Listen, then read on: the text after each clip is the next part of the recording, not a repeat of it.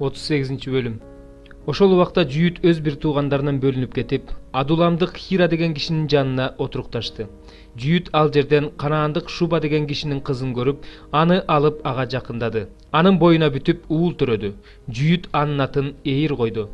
Дагы боюна бүтүп уул төрөдү. Анын атын Онан койду. Анан дагы уул төрөп, анын атын Шейла койду. Аны төрөгөн учурда Жүйүт Хезипте болчу. Анан Жүйүт тунуулу Эйирге аял алып берди.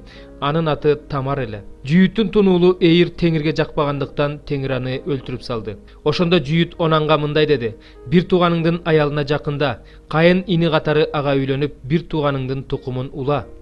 Онан ал тукумдун өзүнүкү болбосун билгендиктен, бир тууганынын аялына жакындаганда, бир тууганынын тукумун улабаш үчүн уругун жерге агызып салчу. Анын бул кылганы Теңирдин алдында жаман болгондуктан ал аны да өлтүрүп салды. Ошондо Жүйүт келини Тамарга: "Уулум Шейла эржеткиче өз атаңдыкында жесир катарында жашап тур" деди. Ал да улуу агаларындай болуп өлүп калбасын деп ойлоду Жүйүт. Тамар кетип өз атасыныкында жашап калды. Көп убакыт өткөндөн кийин Шуянын кызы Жүйүттүн аялы өлдү.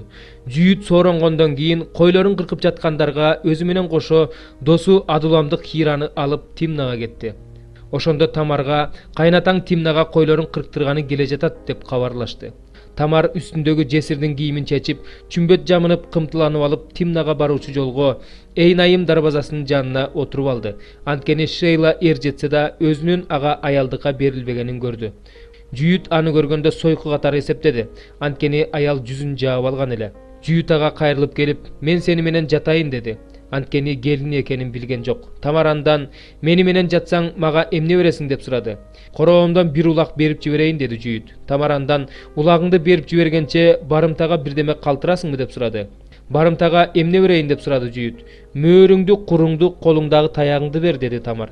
Ошентип ал анын сураганын берип ага жакындады. Андан Тамардын боюна бүттү. Тамар ордунан туруп кеткенден кийин чүмбөтүн алып таштап, жесирдин кийимин кийди. Жүйүт болсо Адуламдык досунан улакты берип жиберип, аялдан барымтаны алдырмакчы болду, бирок ал аялды таппады. Ал ошол жердин тургундарынан Эйнайымге бара жаткан жолдун боюндагы сойку кайда деп сурады. Алар ага бул жерде сойку болгон эмес деп жооп беришти. Ал досу Жүйүткө кайрылып келип: "Мен аны таппай койдум. Ал жердин тургундары да бул жерде сойку болгон эмес дешти" деди. Ошондо Жүйүт: "Мейли, мен бергендерди ала берсин. Эл бизди шылдыңдап күлбөсө эле болду. Мен улакты берип жибердим, бирок сен аны таппай келдиң" деди.